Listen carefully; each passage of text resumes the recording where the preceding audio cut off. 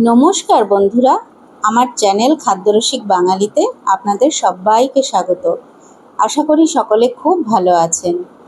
আজ আমি বাঙালির একটি জনপ্রিয় ও সাবেকি রান্না নিয়ে হাজির হয়েছি।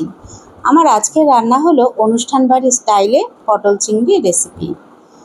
এভাবে প্রায় প্রতিটি বাঙালি পরিবারেই রান্না হয়ে থাকে। আমি কিভাবে তৈরি করছি সেটাই আজ আপনাদের সঙ্গে শেয়ার করছি। পটল চিংড়ি রান্নার জন্য আমি এখানে 400 গ্রাম মাঝারি সাইজের চিংড়ি নিয়ে নিয়েছি। আমি প্রথমে চিংড়িগুলোকে কেটে নেব। চিংড়ির মাথার খোসা ও লেজের খোসা ফেলে আমি চিংড়িগুলোকে কেটে নিচ্ছি।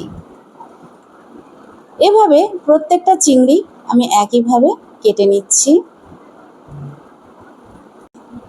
চিংড়ি মাছ আমি কেটে ধুয়ে নিয়েছি। এরপর আমি উনুনে কড়াই বসিয়ে দিলাম।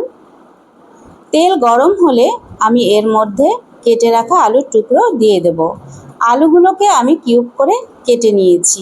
মাঝারি সাইজের 4টে আলু আমি এখানে নিয়েছি। এবারে আলুর টুকরোর মধ্যে আমি হলুদ আর লবণ দিয়ে একটু নেড়েচেড়ে নিচ্ছি। তারপর আলুর টুকরোগুলোকে আমি মিনিট 2-এর জন্য ঢাকা দিয়ে একটু কুক হতে দেব। মিনিট 2 পর আমি ঢাকনা সরিয়ে নিচ্ছি। এবারে আলুর টুকরোগুলো আরও বেশ খানিকক্ষণ আমি নেড়েচেড়ে একটু লালচে বাদামি করে ভেজে নেব। আলুর টুকরোগুলো ভাজা হয়ে গেছে। এবারে আমি কড়াই থেকে তুলে নিচ্ছি। আলুর টুকরো তুলে নেবার পর আমি কড়াইতে দিয়ে দিচ্ছি পটল। এখানে আমি পটলগুলোকে কিছুটা খোসা রেখে রেখেই কেটে নিয়েছি আর সামান্য লবণ দিয়ে আমি পটলগুলোকে ভেজে নেব।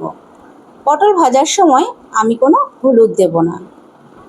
বেশ কিছুক্ষণ লো আঁচে আমি পটলগুলোকে ভেজে নিলাম। পটলগুলো ভাজা হয়ে এলে আমি এগুলোকে তুলে নিচ্ছি। পটলগুলো তুলে নিয়ে আমি কড়াইতে তেল দিয়ে চিংড়ি মাছগুলো ভাজতে দিয়ে দিচ্ছি।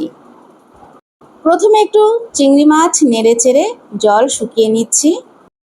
তারপর আমি এর মধ্যে দিয়ে দিচ্ছি 1 চামচ হলুদ আর একটু লবণ। লবণ হলুদ দিয়ে আরও মিনিট 2 আমি চিংড়ি মাছগুলোকে ভেজে নেব। চিংড়ি মাছগুলোকে আমি খুব কড়া ভাজা করব না, এতে করে চিংড়ি মাছ শক্ত হয়ে যায়। চিংড়ি মাছ আমি কড়াই থেকে তুলে নিচ্ছি।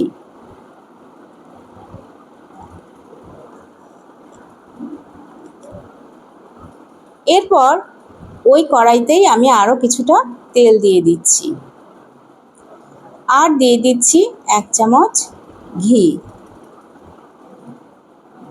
তেল ও ঘি খুব ভালোভাবে গরম হলে আমি এর মধ্যে দিয়ে দিচ্ছি তেজপাতা আর জিরে, এলাচ আর দারুচিনি। এই সমস্ত ফোড়ন আমি একটু নেড়েচেড়ে নেব। ফোড়ন থেকে সুন্দর গন্ধ বেরিয়ে এলে এর মধ্যে আমি পেঁয়াজ কুচি দিয়ে দিচ্ছি। এখানে আমি 2টো মাঝারি সাইজের পেঁয়াজ কুচিয়ে নিয়েছি। পেঁয়াজ একটু ভাজা ভাজা করে নিচ্ছি। পেঁয়াজ ভাজা হয়ে এলে আমি এর মধ্যে দিয়ে দিচ্ছি একটা কুচিয়ে রাখা টমেটো। টমেটো আমি বেশ কিছুক্ষণ পেঁয়াজের সাথে নেড়েচেড়ে ভেজে নেব। এরপর আমি এর মধ্যে রান্নার জন্য যে পরিমাণ লবণ প্রয়োজন সেটা একবারেই দিয়ে দিচ্ছি। এতে করে টমেটো খুব ভালোভাবে তাড়াতাড়ি সেদ্ধ হয়ে যাবে। তারপর এর মধ্যে আমি দিয়ে দিচ্ছি আদা বাটা আর দিয়ে দিচ্ছি রসুন বাটা। আদা রসুন বাটা আমি টমেটো ও পেঁয়াজের সঙ্গে বেশ কিছুক্ষণ নেড়ে নেড়ে ভেজে নেব, যতক্ষণ না পর্যন্ত আদা রসুনের কাঁচা গন্ধ চলে যায়।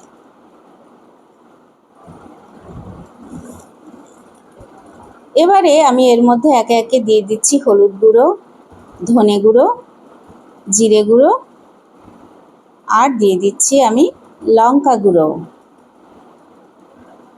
তারপর আমি এর মধ্যে কয়েকটা চেরা কাঁচা লঙ্কাও দিয়ে দিচ্ছি। তারপর এই সমস্ত উপকরণ আমি পেঁয়াজ ও লঙ্কার সঙ্গে খুব ভালোভাবে ভেজে নিচ্ছি। এবারে আমি মশলা কষানোর জন্য সামান্য জল দিয়ে দিচ্ছি। জল নেড়েচেড়ে মশলার সঙ্গে আমি খুব ভালোভাবে মিশিয়ে নিয়েছি। এবারে মশলা আমি ততক্ষণই কষিয়ে নেব যতক্ষণ না মশলা থেকে তেল ছেড়ে আসে। মশলা থেকে তেল ছেড়ে গেছে, এবারে আর একটু নেড়েচেড়ে নিচ্ছি আমি। তারপর আমি এর মধ্যে দিয়ে দিচ্ছি টক দই। এই সময় আমি বাটি ধুয়ে আরও একটু জল দিয়ে দিচ্ছি।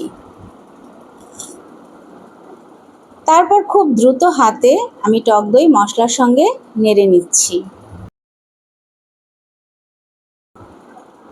আবারও সব কিছু খুব ভালোভাবে কষিয়ে নিয়েছি। আরও একটু সময় আমি নেড়েচেড়ে নিচ্ছি। এবারে আমি এর মধ্যে দিয়ে দেব আলু আর পটল ভাজা।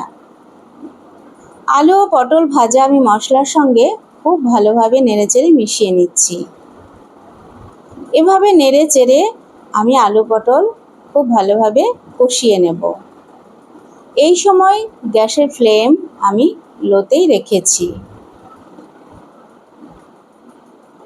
আলু ও পটল কষানো হয়েই এসেছে,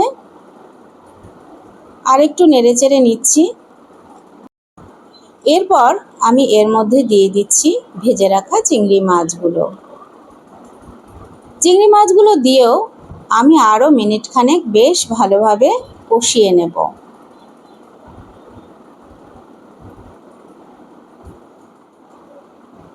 আলু পটল চিংড়ি খুব ভালোভাবে কষে গেছে। এবারে আমি এর মধ্যে দিয়ে দিচ্ছি গ্রেভির জন্য পরিমাণ মতো জল। এবারে আমি আলু পটল চিংড়ি জলের সঙ্গে খুব ভালোভাবে নেড়েচেড়ে মিশিয়ে নিচ্ছি। তারপর আলু পটল ডুবো ডুবো করে আমি কয়েক মিনিটের জন্য ঢাকনা দিয়ে লো ফ্লেমে কুক হতে দেব। কয়েক মিনিট পর ঢাকনা খুলে দেখে নিচ্ছি, গ্রেভি খুব ভালোভাবে ফুটে এসেছে। আমি এই সময় অ্যাড করছি গরম মশলা। গরম মশলা দিয়ে আমি আরও একটু নেড়েচেড়ে নিচ্ছি। তারপর আমি আরও মিনিট খানেকের জন্য ফুটিয়ে নেব। এরপর আমি গ্যাসের ফ্লেম অফ করে দিচ্ছি। তারপর আমি ঢাকনা দিয়ে কয়েক মিনিটের জন্য স্ট্যান্ডিং টাইমে রেখে দিচ্ছি। আমাদের আলু পটল চিংড়ি পরিবেশনের জন্য একদম রেডি। এভাবে আপনারা রান্না করে দেখতে পারেন, খেতে কিন্তু অসাধারণ লাগবে। গরম গরম ভাতের সাথে এই আলু পটল চিংড়ি কিন্তু জাস্ট জমে যায়।